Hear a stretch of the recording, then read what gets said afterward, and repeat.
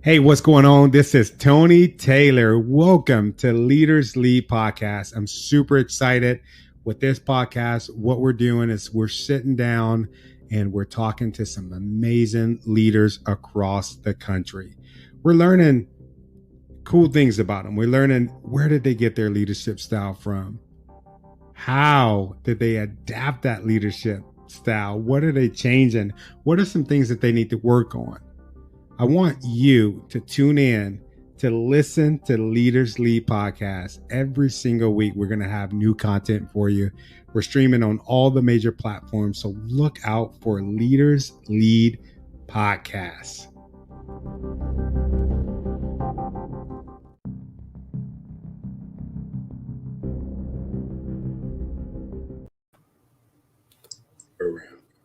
What's happening, brother?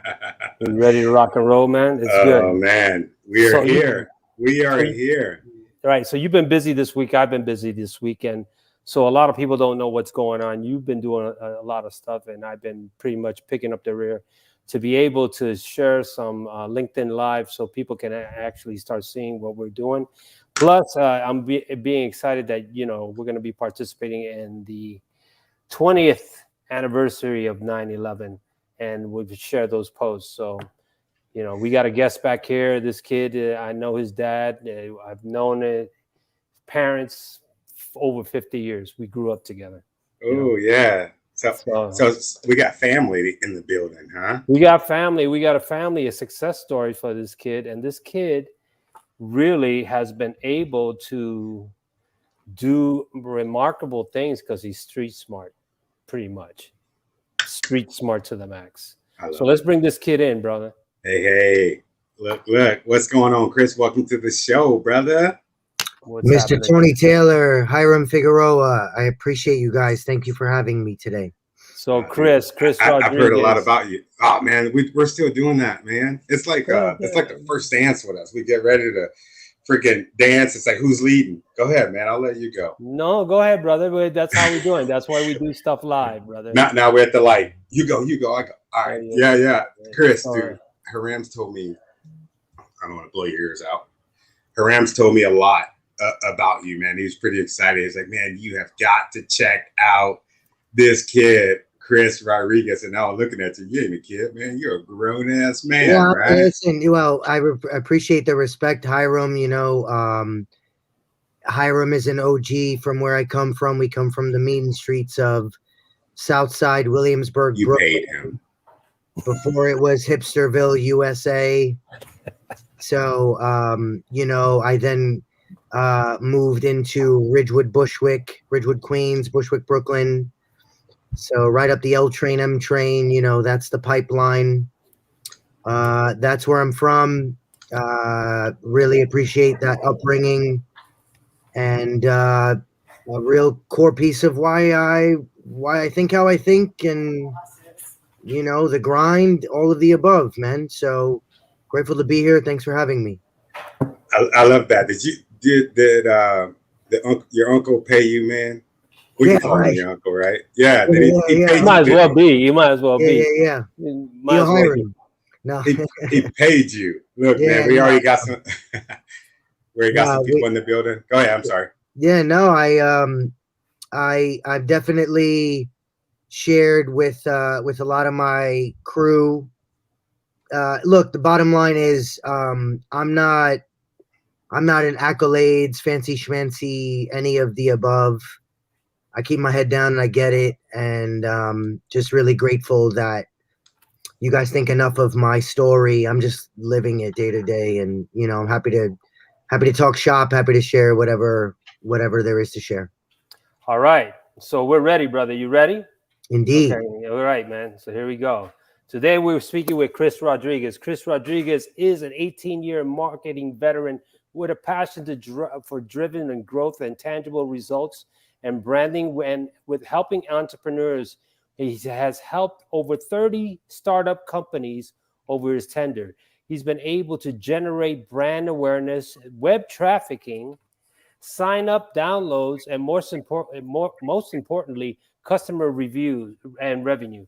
Chris has been able to help grow 3 startup companies with acquisitions as far as Speak, Numpfire, and contractually another startup company called Phone to Action, another startup company called Inc. 500. Contractually, he's been able to he left this position, a positive impact with countless companies and colleagues, and evidently has over 60,000 plus direct LinkedIn followers, has been able to mentor other individuals as well as founders of the companies and the Techstars and General Assemblies and Springboard. Chris has been able to be recognized as the Growth Hacker TV and one of the top 100 subject matter experts in the startup growth within the social media.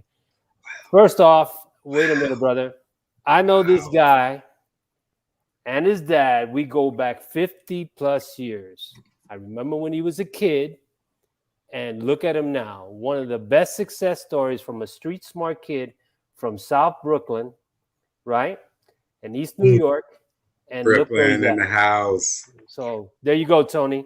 You know, look, it sounds so pretty when you recap it. I just one day wrote all of my stuff in a bio, so it sounds so nice when you recap it. But yeah, I mean, the short story is, I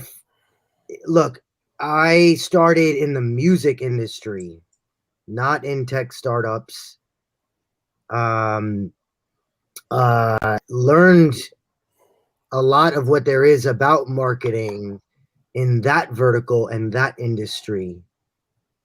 Email marketing, social media marketing, community development, community management, and was pretty observant about the market. And I saw that, look, I'm sitting here, I'm a music major from a respectable school. I'm in the music industry, in the middle of the road. Let's call it middle class. Like, we ain't Drake over here, right? But like, okay, we're pushing forward.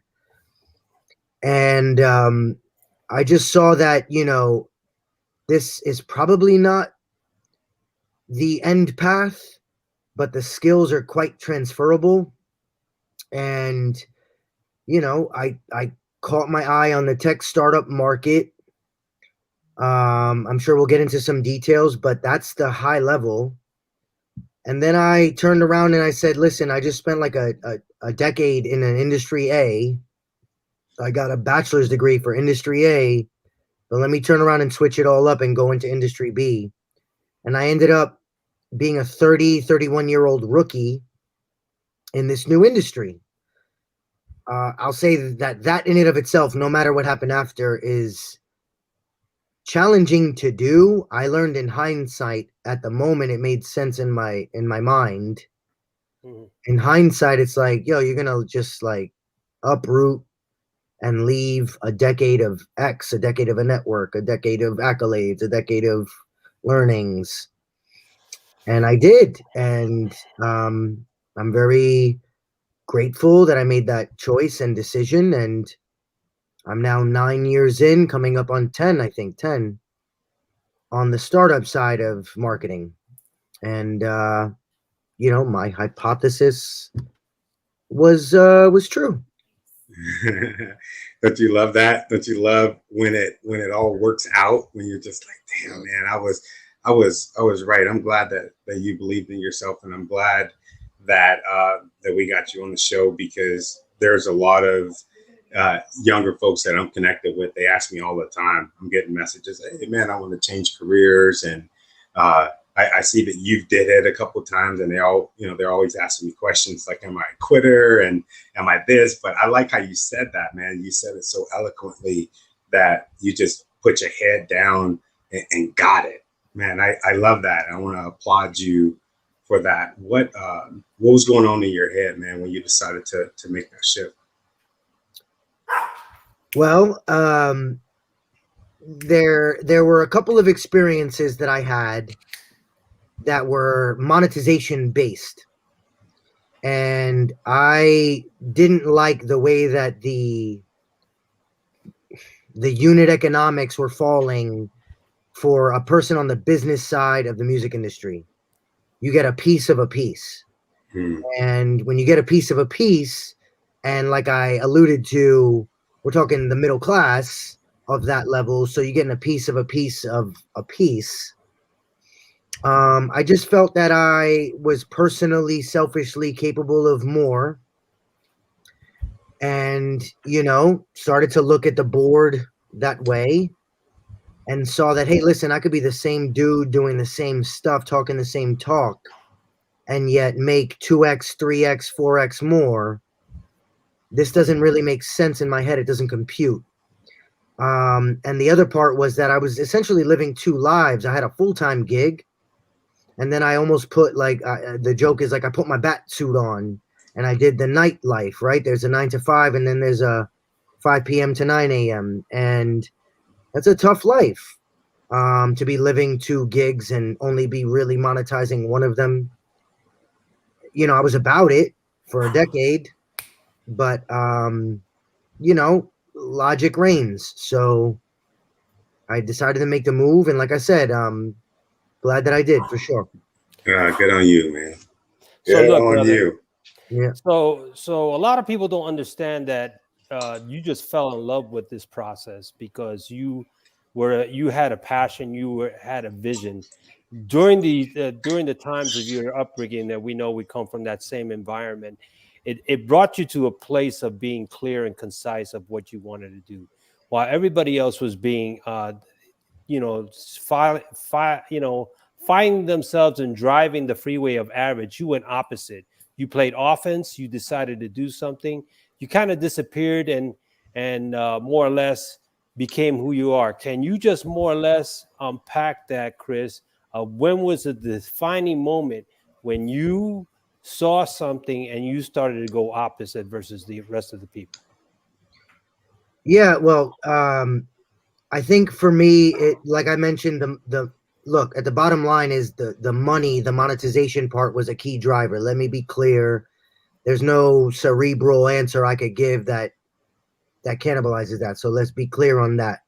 Now, aside from that, I actually started to dig into things at the time that were cutting edge on the tech side. Specifically, I started to dig into APIs. API stands for Application Programming Interface, but simply put, it is basically plugging system A into system B, integrations. And I started to get really passionate about the idea that, wait a second, so I could actually connect this entire separate system A with this entire separate system B through they've already pre-created the connection. And that at the time, I want to say 2010, 2011, was still on the cutting edge.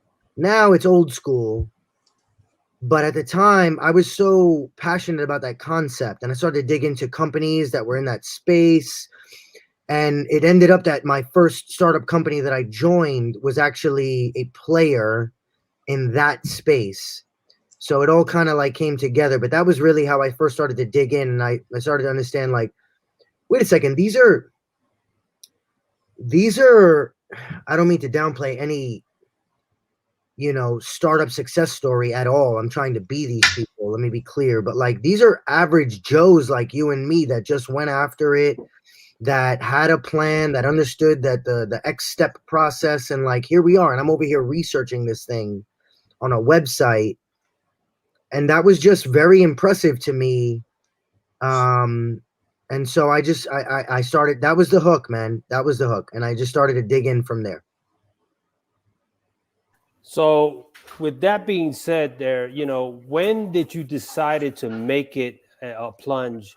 Because you kind of checked out from the city and you started branching out and started personally developing yourself. Yeah. And that part you've been, like you stated before, you had two gigs. You were pretty much a nightlife. You were finding yourself. You were developing yourself. I'm sure that while you were doing that, somewhere along the line, you were reflecting on where you're at today. But Sure. especially, you were looking at yourself. When was the defining moment when you were so clear that you said, I got to get this done based on the skill set that you have? Yeah, I think I started to, I like to think of things in micro and macro. all the time. So the micro is in the moment, in the next 3, 6, 12 months. And the macro is sure 2, 3, 5 years, perhaps 10 years. And once I started to have those plans and they didn't really feel, I want to say like they didn't feel like they were the maximum version of me. I at that point, no matter the details, I was like, all right, so what could that possibly be? And then you start to ponder, you're involved in your projects. I was involved in many different aspects of music industry. I was involved in talent management. I was involved in event promotions, also digital marketing promotions. At the time, I want to say, I mean, it's not like I was the first dude to do email blasts, but I was certainly relatively early stage in sort of the up and coming music industry as it relates to like digital marketing. And I just started to find a passion, and I say this with love and respect. I started to find a passion more so for the craft and the art than the individuals and the projects that I was representing. And that's when I really knew, okay, wait a second, like I could do this. And it goes beyond like the crew or the few peeps or the project in front of you. It's like, wait a second, this is a different art, this is a different craft. And I'm kind of nasty at this. So like, let me figure this out. And that was the beginnings of it. And then I actually said, okay, now that I feel that way, what is realistic here? You can't just like, yeah, I'm gonna do this. You can't just like upright and decide something. So you need to make a tangible plan. And for me, the tangible plan was, okay, I'm 30 years old. I'm gonna just be a rookie in like some other industry. What does that even look like? And so one key chess piece for me was to actually I went to go get a certificate. So not an MBA, not a graduate school, but literally going to get a certificate. And I specifically went to NYU to get a certificate for digital media marketing. And, some of the stuff that I learned there, I had already known through the grassroots versions of it, but it was more like, all right, I got this fresh intimacy document, so to speak. And that was really an important chess piece. That was a nice launching pad. And in fact, my hypothesis was correct, because when I started to go on interviews, guess what? Everybody, oh, you went to NYU, oh, you did this. And like, I had to explain, no, it was a certificate, but yes, this is very recent. This is very fresh. I am very blessed and fortunate to have an amazing bachelor's degree from a top 25 university. So it just compounded on itself. And like I said, I was just trying to play chess, and it could have went left, it could have went wrong, and I'm very fortunate that it didn't. You're a really smart dude, Chris. Man, you are a smart dude.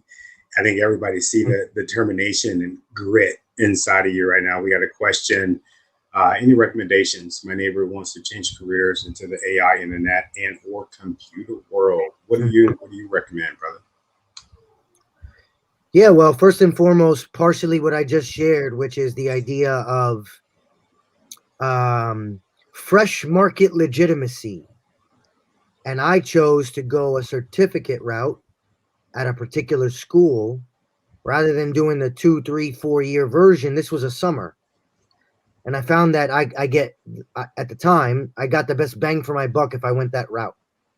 So that was helpful for me. Nowadays, and for many years now, they have similar options, but it doesn't have to be university based. They have things like General Assembly and other types of sort of trade like programs where you can say, you know what, I want to be a digital marketer, or I want to be a web developer. And I'm at zero today as I say this statement, but let me go manifest this by joining this, this course. Let me, study this for 2, 3, 6 months. And they actually have, they're almost like incubators where they already have relationships with companies like startups. Frankly, let's call it what it is. If I'm on the other side, right, and I'm a startup owner, I'm looking for hungry, scrappy, trying to get after it people. The young Chris Rodriguez's. Well, let's be honest, and who might actually be more cost effective, right? So long as you are thinking that way, I'm gonna come in cost effective. So you can get Chris, in. so let me ask you this, right? You started and everything else. How did you find yourself on LinkedIn? And let's unpack that. You find yourself, you're transitioning. We know your history. We're like family in a sense, not because we're just family, but because you have a specific skill set that today a lot of individuals are in high in demand. They want to be mentored by people like yourself because you're the pioneers. You've been able to connect the dots in such a fashion that is so easy to explain, but a lot of people have a hard time to comprehend. So let's shift from that particular perspective. And how did you wind up into LinkedIn so you can explain to the viewers, and how were you able to create a direct following based on your knowledge? Can we do that? Yeah, no, this is great. Thank you for bringing this up. So first of all, I'd be remiss if I didn't mention to the Leaders Lead audience that Hiram brings this up in part.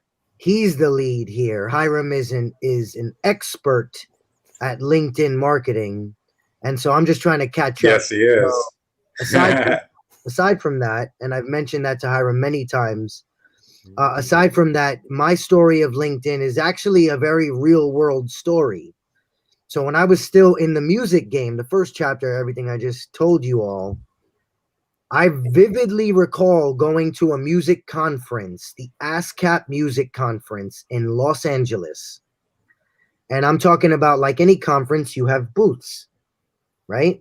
And often they're humble booths. And I remember vividly going to a booth on this little old company with a banner in front of the table, okay, called LinkedIn. Ooh. Vividly. Wow. And this was maybe 2009, 2010. Yeah. And I remember stepping. We're talking about like the $700 booths. Look, exactly. And so think about it this way. So everybody there who is a vendor, like any conference you go to, they have a pitch, they have a spiel, etc. But like, all right, so there's like 40 of them. And I remember stumbling on this LinkedIn booth and being so impressed with the concept that this is, wait a second, this is a social network, but that it's business related. Tell me more. And I remember spending like a good 45 minutes talking to the person at the booth. And I said, I'm signing up right now. I signed up and I started to, be an average user. But there is a persona that I learned on LinkedIn that I didn't know I was fitting that persona, but I found out later that I was that persona. And the acronym is LION, LION, LinkedIn Open Networker, which specifically means what it sounds like, which is people have different styles to how they network. You might be cool, too cool for school in the club, and you're not trying to talk to anybody but like a couple of specific people that you know, and only those people. I was never that guy. I was shaking hands with everybody. I don't care how small or large you were. I'm buying you a drink. Let's talk. So I just took the digital version of that, and I started to accept people with less of a filter and more like, hey, listen, in a future state, there might be some connectivity for us. So, let's connect. And if not, so be it. And if so, amazing. And I took that approach from day one. And the rest of it is history. That is really, like, I've learned over time, there are certain personas, and other people, when they hear what I just said, they might be like, oh, no, I'm not trying to have Johnny Doe and Janie Doe in my network. Nah, I want to keep it tight. I want to keep, okay, God bless you. That's not my style. And as a result, that's why I have that network I have today. I can tell you, though I'm still working on the engagement in LinkedIn, there's plenty of rock stars like yourself, Hiram, who put up posts and gets hundreds, thousands of engagements. That isn't so much my game, but I do use the network for business purposes all the time. Anytime, like I get a lot of intro requests. Right. The chance is because I'm connected to somebody that's worth being connected to. So that's how it's worked out for me. So I love that. Go ahead, bro. Go ahead. Cool.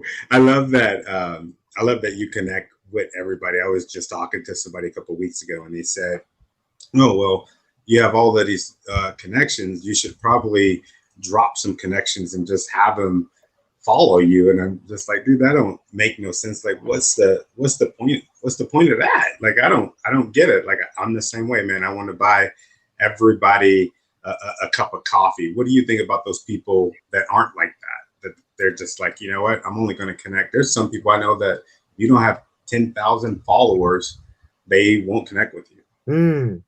Well, look, like I said, everybody's got a different persona, and I think that there's room on this planet for all kinds of different flavors of how one has their style, etc.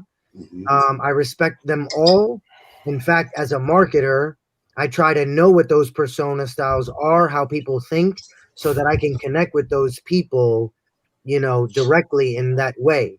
That said, I obviously have my own style, and it has pros and cons too. Like, look, let me be clear. I get a lot of spam in my inbox from the percentage of people that, let's say, haven't proven their worth or haven't curated a message that is worth replying to. And guess what? That's part of the game. Before I even joined tech startups, as I alluded to, when I was in digital marketing for the music industry, I had an email blast list that had tens of thousands of people.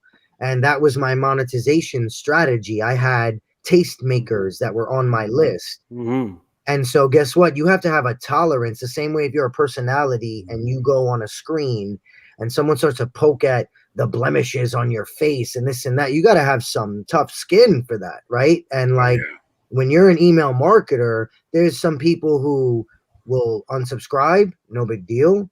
And there's some people who will tell you about yourself, right? And you just have to like be okay with understanding that there's different pockets of people with different, they might have had a bad day that day. Okay, God bless you. Like, it is what it is. You just have to, if you're trying to be larger, bigger, that's part of the game. And I'm grateful that I learned that lesson a long time ago.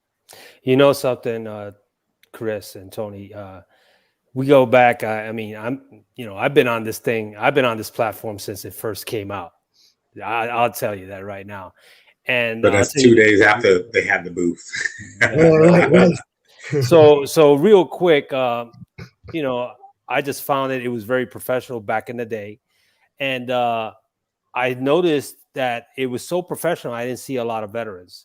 So that time I was still working for the VA, but I was doing advocacy for the veterans. And I said, hey, man, why don't I do something different as far as advocating for veterans and veterans' rights and posting real situations? To your point, Chris, yes, I've gotten a lot of engagement.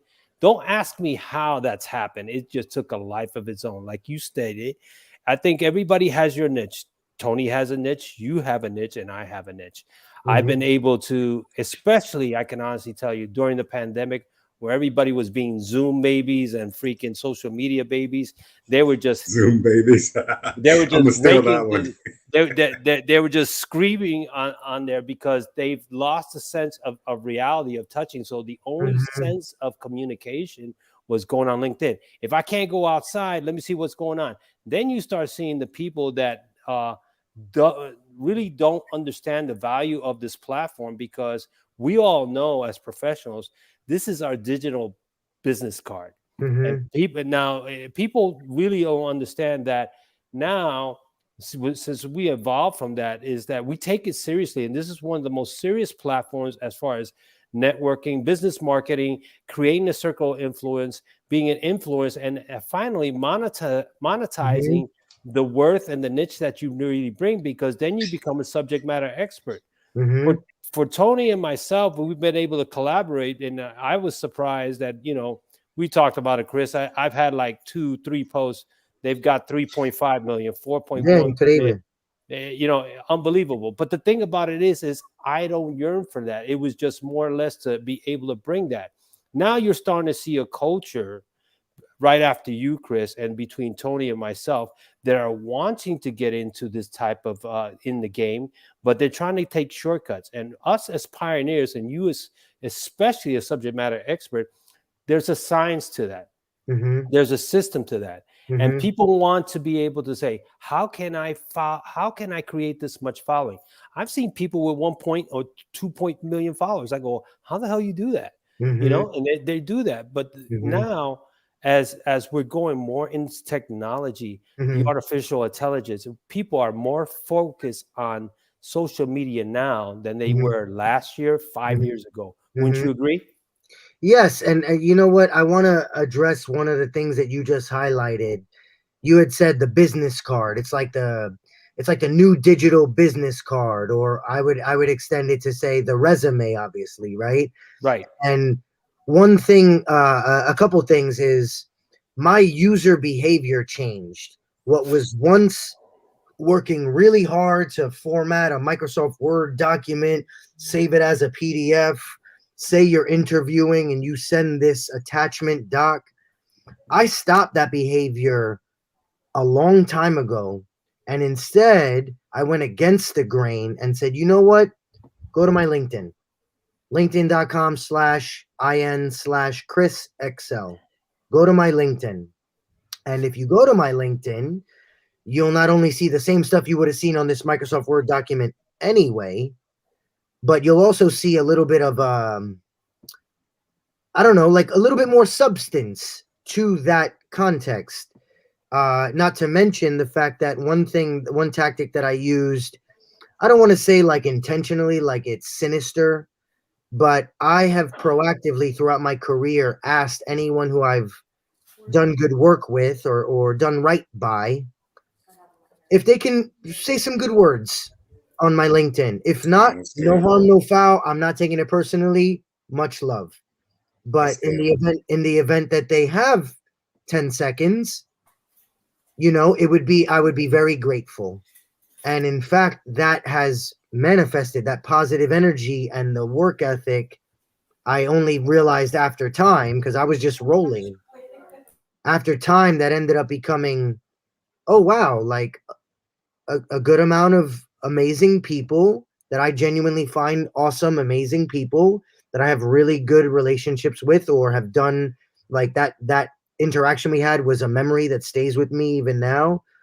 Like they took 10 seconds to write some good words. Well, guess what? I didn't realize this and I wasn't planning for this, but that becomes an asset. And so as you accrue these assets, it compounds on itself. It's like a cosign. So imagine you got a cosign from Jay-Z when he was just coming up, and then 15 years later he becomes Jay-Z. Well, you have that cosign from Jay-Z 15 years ago. It accrues value. And I didn't plan for that, but once it started to manifest, it became so obvious and logical that I was like, all right, well, A, I'm grateful that I took that approach, and B, I think that's an okay ask. Like I don't ask for favors. I probably, like I just told one client of mine over the last decade that I really ever ask for a favor. And I said, I don't ask for favors. I just want you to introduce me to this one guy. That's it. I don't ask for favors. The only thing I said was, hey, if you have some nice words, please leave them here on this document, on this LinkedIn. Next thing you know, I'm grateful to say I have 60 plus LinkedIn recommendations, which I have found to be an outlier. So yeah. Wow, that's really cool, man. I think I got a couple on my lap. I've written a bunch, but I think I only got a couple. That's cool that you started collecting them. I was looking at yours. Looked like you got one from Mark Zuckerberg. Yeah, right. Oh man, no, that's cool. Do you ever get trolled on LinkedIn? Do I? One more time. Do you ever get trolled on LinkedIn? I'm not popular enough to get trolled on LinkedIn. That's Hiram problems. But I'm sure if I if I ever go viral with a post, I'm very prepared for the percentages. Yeah. To say for every 3, 4, 5 people that'll be like, great job. There's gonna be one guy who's like, you're corny, and you just got to be built for that. That's dope. That's dope. Do you do a lot of your business, does it come off of LinkedIn? Yes, and also the two things that have been very promising for my business, my lead generation, most certainly LinkedIn. For the reasons I mentioned before, you see my resume, you might do a search for a certain keyword. Like I offer the service of SEO for websites for clients, but let me be clear, platforms, be it YouTube, be it LinkedIn, have their own SEO, which is always the same rule.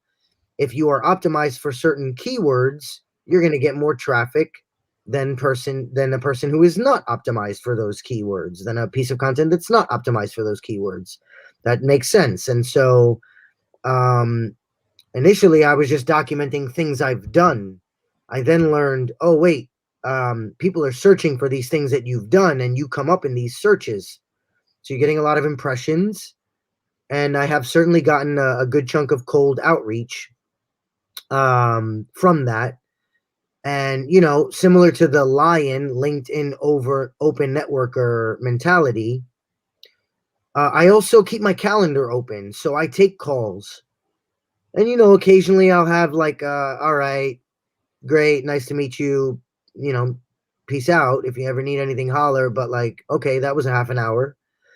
Versus more often than not, a promising call, a promising outreach. So I keep my calendar open. And another thing I'm very grateful to say, the ultimate channel, and I'm the dude who like works on these digital channels. The ultimate channel is word of mouth and referrals, which is obviously particularly difficult to get. And what I'll say is, anybody who knows me knows that I'm not talking fluff here. I'm not trying to sound cool. I keep my head down. I get it done. I pull up. We got results. Rinse and repeat. Here we go. That mentality, I'm grateful to say, has lent itself to a lot of word of mouth and referrals. That wasn't the plan, but it has lent itself that way. I love it. Damn, yeah. I love it. Yeah. Where did her ram go? So look, brother, a lot of people want to know, they have this persona that it's so hard to do these specific tasks, right? And you just broke it down to a science, how to monetize, how things go viral, and what is it that you do as you have an open platform to virally shake hands with other people to create a following where everybody is still brand new in social media. And the reason we're on this topic with Tony and Chris is because a lot of people I'm seeing rapidly within the last 18 months are jumping on LinkedIn, they're jumping on social media, and they have a certain expectation. Then they do the comparisons where, hey, why are you putting Facebook content on LinkedIn? And then I go, so define the process of that. And then they go, when Tony and me were doing podcasts, remember the last podcast, Tony, we did, we had trolls and they were wanting to shut us down because of that. So we have a lot of resistance, but the biggest thing that people don't know is the education factor that you bring to the table, especially from your perspective, from a younger perspective, you can educate not only the younger generation, your generation, but people from my generation, the baby boomers, because they are struggling to be able to create a content and be accepted in the social media society from a business standpoint, from a content and a personal standpoint. And I think that the major thing that's going on, there's a disconnect from that. And people don't understand until you pour into yourself and create a digital business card, a digital resume, and that has content, and people take a second look, as you stated, they look at the searches and they reach out to you. What do you Right. guys think about that? Yeah, let me run with that one because the context, as the audience most likely caught on to, in part, is that I know Hiram from the generation above me, meaning my father's sort of generation, crew, etc. And the story I'm about to share is specifically about my father. And so my father had a little bit of, desires in the same direction that you just shared, Hiram, which is to say, okay, I need to optimize my digital game. I know what I don't know. How do I go about this? I've done these things, but I'm trying to go in this other direction. How do I make it work? And so the simple answer is I took my SEO skills, which is the same that I did for my own profile, and I said, listen, let's actually do like a little bit of a workshop. So you've done A and B and C topically. But what matters is not that you've done these things, but how people reference those things, meaning the actual words that they use. So maybe sometimes people have done certain skills or have certain skills or have done certain tasks that they simply don't refer to it that way. They refer to it differently, abstractly, streetwise, whatever. And I said, look, if you took the same thing that you know you do, meaning if you were asked this in an interview and you could actually speak to it in detail, almost like a case study, but I'm telling you that they use this word, not that word, then why don't you just change the words to this other direction so you get the visibility and the awareness? Further, it's a little bit of a mental switch where now you're going to have to start thinking of yourself that way.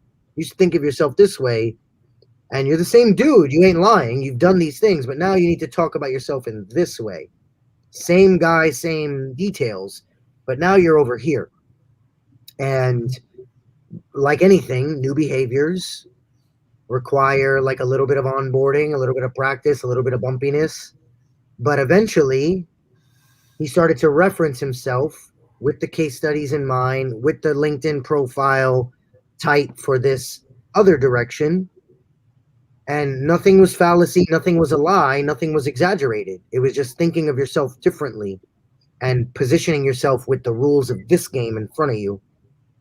And next thing you know, guess what?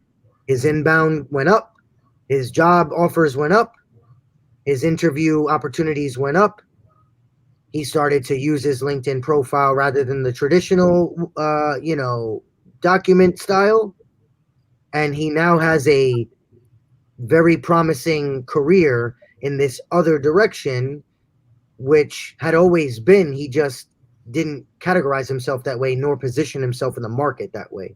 Wow. So that was a very important thing that I spent some time with my father on. And beyond my father or not, it's to your point of, there's generational gaps. Like, technically, first of all, I'm turning 40 this year. I appreciate you calling me a young buck, but I'm turning 40 this year, bro. I got a few kids. All right. I try to keep myself young, but the idea is doing a good job, bro. Even still, that's a damn good compliment, man. I'm technically a millennial. The first year of millennial is 1981. I'm 81. Oh, yeah. There's a little transition called a Xennial, Xennial, Generation X meets millennial. Right. Yeah. And I just share that because I grew up in this digital mindset, yet I still have that old vibes, old soul, as they say. So I relate to that generation that didn't have that advantage. They didn't grow up with the dial-up modem, that kind of stuff. Yeah, like when we were growing up, because, man, I'm 38, and while we were growing up, I remember being one of the first kids on the block with internet and having AOL, listening to it. Mm-hmm. There it is. You're bing bong, and then next thing you know, like the screen's lit up, you're on, and it was like the best thing. Yeah, that's really cool, man. I'm impressed by you, man. I want to, dude. This stuff that you're doing, are you doing that you did for your father? are you doing it for anybody else? So it's not like that's a service that I offer. The way I say it, and I should probably be cautious on a public podcast saying this, but like, No, don't use no caution. Go for it, brother. Go for it. For friends and family, like I always say, game is free. If you can't tell, I like to chat about stuff, my craft, tell war stories. So, for friends and family, game is free. So I do that, and I actually invest my heart in that. But I don't offer that service or anything like that. But some people have heeded the vibes, heeded the warnings, heeded the advice, and I've seen nothing but positive when people start to like challenge themselves a little bit in this space. Yeah, that's good stuff. So, a lot of people, right, from very much a diverse culture, they're just referencing, and then people don't really understand that this could be a dull subject. But 9 times out of 10, if you think about it, we're behind this freaking screen. On the phone, we talk, smartphone, text, inbox, IM.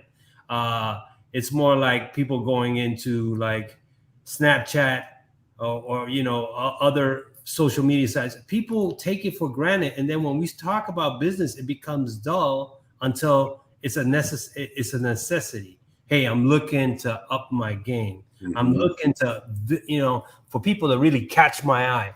And what I can honestly tell you from my experience, during the pandemic, right, I put myself out open. I had a lot of recruiters come out there.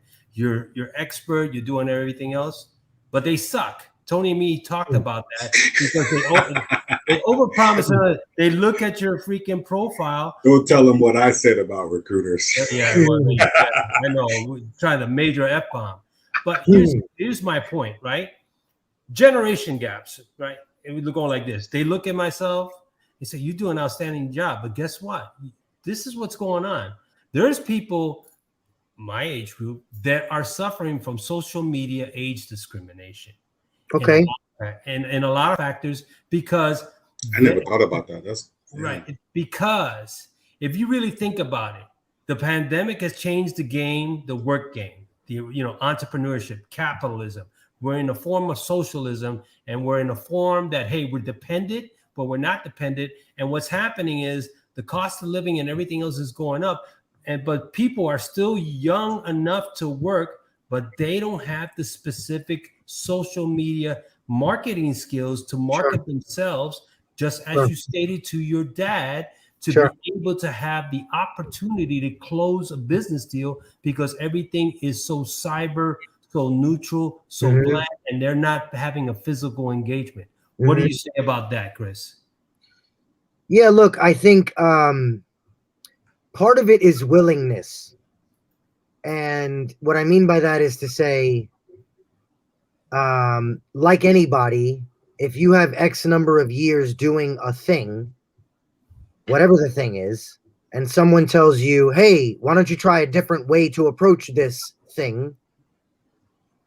Many people are not ready and willing to address change.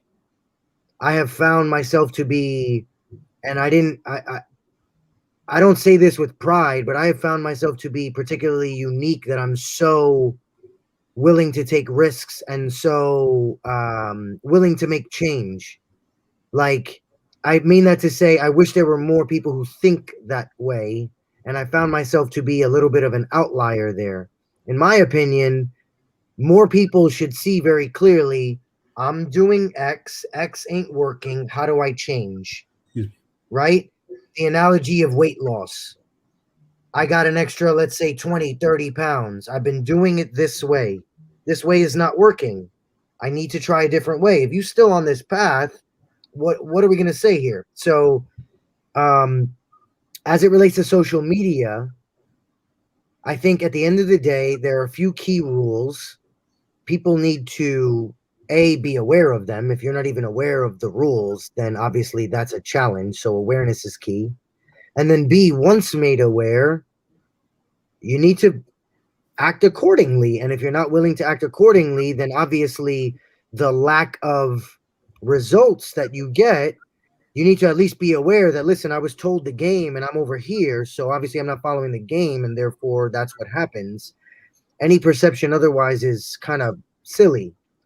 So the game is essentially, a couple things that I've mentioned thus far already, which is a little bit of keyword optimization, speaking about yourself in a certain way. And there's also, personal brand. So if I'm out here as, let me just give some examples, Hiram, and some personas that I might mention here might fit people in your feed, even in yours, Tony, right? So you got an OG that might say some random thought in his or her head. Random thought, publish. Did you think about the power of that publish button? Because now you have a whole network of people that have seen that random thought. Were you calculated in that random thought? Most likely not. In the same way how we're all just hanging at the bar and you just say a random thought. Oh, you're the random thought person. Got it. You just say whatever's on your mind. Well, if you're digitally like that, that's a digital footprint. And you start to personify yourself. You talk about silly stuff, you're going to look silly. You talk about controversial stuff, you're going to look controversial. You talk about political stuff, you're going to look like too much caring about politics, right? If you start submitting to online contests that ask you to publish on your page, you're going to look like someone who's foolishly looking things on your page. Right? Yeah. We all know these people. And I have been for a long time particularly calculated of what I publish. In fact, I have told many friends and family to equally be careful about what you publish. Not because I say go left and you got to go left. You could go whatever direction you want. Just know that when you're doing that, you're committing to that direction. And you can't renege 3 days, weeks, months, years later, because best believe, especially in this cancel culture, they will find you, and that's all digitally traced. And job opportunities, network opportunities are all reliant upon this digital persona. I get people who are in my digital network who tell me how amazing my family is, or how awesome my work ethic is. I appreciate you, but the truth is, behind this screen, we've spoken maybe twice in the last decade. But I understand that the calculation of me pressing publish, not in a sinister way, just like nobody publishes every thought they have. Right. Some people do. Mm-hmm. But so I'm sharing a picture of my wife and children in this awesome event. I'm sharing a picture of this, amazing experience I had business-wise. And now you associate me with family and business. That was, I don't want to say again in a sinister way by design, but that was a little bit by design. You don't know that, when we're all hanging out at the bar, I might be the loudest guy making loud jokes. Like, I didn't publish that, right? That's still me. So people need to just be aware of your personal brand. I've had random controversial thoughts. Man, this politician sucks. This politician's amazing. Like, is he really amazing? He's just a dude. Like, I don't press publish on these thoughts. Mm-hmm. So I think that has a lot to do with it. And I think from an OG, older generation perspective, I have sensed that many of those people don't get that. And Right. that is a major blocker to even start the conversation. Yeah, that's good stuff, man. Let's talk about, as we wind down. Yeah. Let's talk about what it is that you do in your current business, and how can we reach out to you. Oh, thank you. Yeah. So, as was teased out here, I am a digital marketer by trade. I have a digital marketing agency. It is me and a few rock stars that I associate with. We're growing every day. I'm actively managing multiple clients, predominantly in the tech startup space. And my website is here on the signature here, or right here. iexcel.co, the letter I, the word EXCEL.co, not .com. And a lot of my information is there. My bio, people have done right by, a lot of these testimonials, the services I offer. And, just keeping on, man. I'm also on LinkedIn, clearly, given the theme of this chat, so you can always find me there. And I'm looking forward to continuing to keep our heads down and grow this agency. So it's a major success story because we're winding down, right? Yeah. And I can honestly say it's one of the very few success stories from an urban part of New York City that has changed the dynamics, especially now.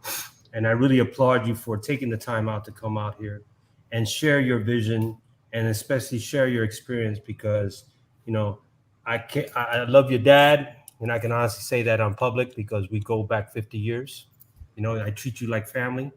But I want people to understand that because you're family, you don't have a past because you bring value to the platform, right? I know no other way, guys. So that in itself is, hold on just a minute, I got things going on. That in itself should be able to say that. And, we really appreciate what's going on, Chris. I'm sure you're going to be able to put your stuff out. Can you just tell people real quick, how can they find you and your websites? And we don't have that right there, but we'll work something out. Yeah, for sure. So again, iexcel.co, right there in the signature. That's the main website. As I mentioned, I'm on LinkedIn. If you look me up on LinkedIn, you'll find Chris Rodriguez, and you will see a cartoon character, an avatar. I generally use the avatar. It's become a bit of a personal brand. I've been using it for even during my music industry days. So that's what you'll see. I know Chris Rodriguez, first name Chris, last name Rodriguez. I mean, there's probably 10,000 of them on this planet. But if you see the one associated with iExcel or digital marketing with an avatar, you found the right person. I'm currently based in the Washington, D.C., Virginia area.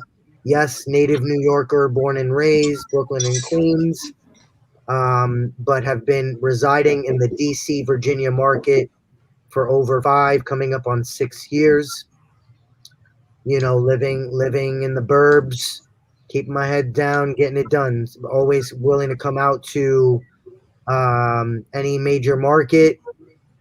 Literally just came back half an hour ago from an on-site with a client in the greater New York City area. So I'm around, man. I'm a Northeast dude. I'm around. So real quick, if you had an opportunity now that you're 40 years old, right? Had to go like this. What would you say to the younger version of Chris real quick? I always have that last closing comment before Tony comes up with his. Yeah. Thank you for that, because I'm looking for that younger version of Chris every day of my life. So honestly, I was so focused on paying my dues because I understood the long haul. And I have been, unfortunately, a little bit disappointed with the total number of people that I speak to and how what I just said that felt so obvious to me doesn't connect. And to the younger version of myself, so to speak, or people who are trying to do that, I would say create your plan and make it a realistic one. A 1 year, 5 year, 10-year plan. Understand that every chat and every move you make has a space in that 1 year, 5 year, 10-year plan. If it only makes sense for your 1 year and you feeling good about the instant gratification, but it actually doesn't make sense for your 5 or your 10, that's a choice you're making. I never moved that way. And so the younger version of me, or anyone trying to see this particular type of path, every move you make, every word you say, almost, you have to be thinking like, how's that going to benefit me over here? So that's what I would say there. Oh, awesome. Beautiful.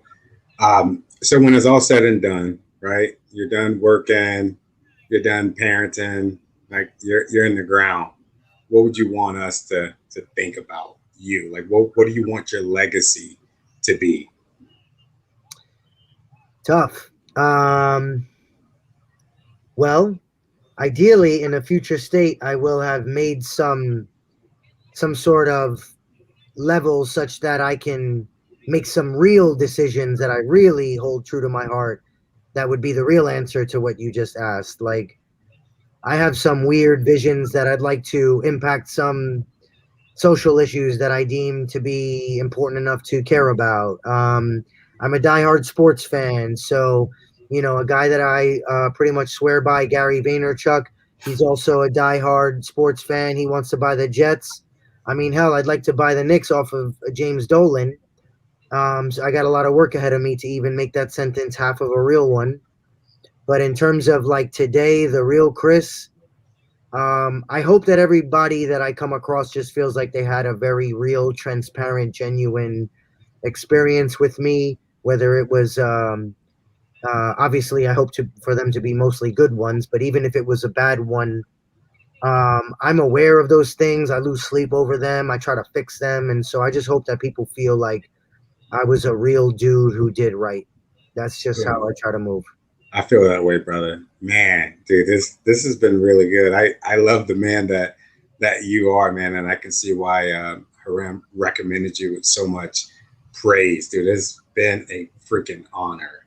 Oh my God, it's been an honor. Thank you, Tony. I appreciate you guys thinking of me this way and having me. Happy to contribute back to the ecosystem any way I can, man. Your dad would not even have an idea how much of an impact you have, bro. Oh, stop it. No, I talk to that guy more than I talk to most people in total. So what would you say to your dad after this? What would you say to your dad? So you get what I'm saying? We grew up. Yeah. This is important, Tony, because this is something where our generation has a different mindset of everything else. You're going to talk to your dad and you have this conversation. What's the experience you're going to share with him on that? Yeah, look, I'll be honest with you. Yeah. The tone that I have with you guys here, the stories I'm sharing, this ain't nothing new for me. I talk this talk all the time. And frankly, Dad of all people has my ear mostly.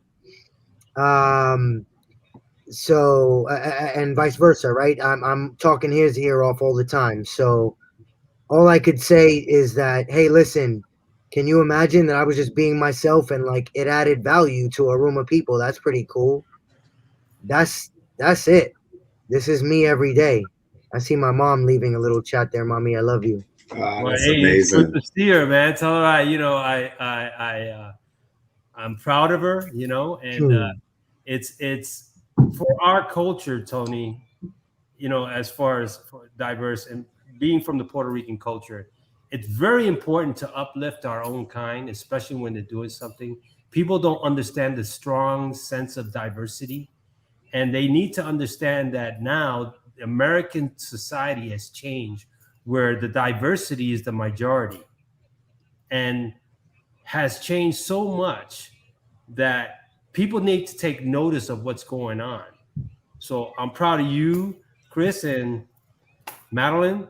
Thank you for popping out a top line guy. I like that. That's the quote of the show. Popping out a top line guy. Top line guy. I love it. Appreciate you. Thanks for being on. Hang out a second. And then, yeah, man. That was good, Haram. All right, bro. Hold on just a minute, brother. I think we got, last time I checked, it was 600 views in that hour. So and that's good stuff. That's good stuff, man. Chris is really good, man. You're absolutely right. Absolutely right. He's a success story, bro. He comes from the hood like I do, where a lot of drug addicts, alcoholics, the dope fiends, they on heroin and methadone and everything else. He operates in a 100+ mentality, even from childhood. Wow. Yeah. I can see that. Madeline, you raised an amazing young man. I can see that. That's cool, man. I mean, I'm proud to say that this kid, man, he's a staple of where we come from. We come from the same environment, but people don't get it as far as, wow, what is going on. So you can bring his ass back in, man. You should be proud. You should be proud. Look like they're going to kick us out, brother. Well, All right, we're getting ready to end the broadcast. So until next time, Leaders Lead the podcast every Friday at 1700 Pacific Standard Time. That's 5 p.m. for your civilians. What about your show, brother? Yeah. Oh, so real quick, created LinkedIn Live, LinkedIn Perspective. So what you're not be able to do, I'll be bringing LinkedIn Perspective for a lot of people, and I'm going to surprise your ass. I'm just going to call it out. That's how I love it. Nina said amazing. All right. Until next time.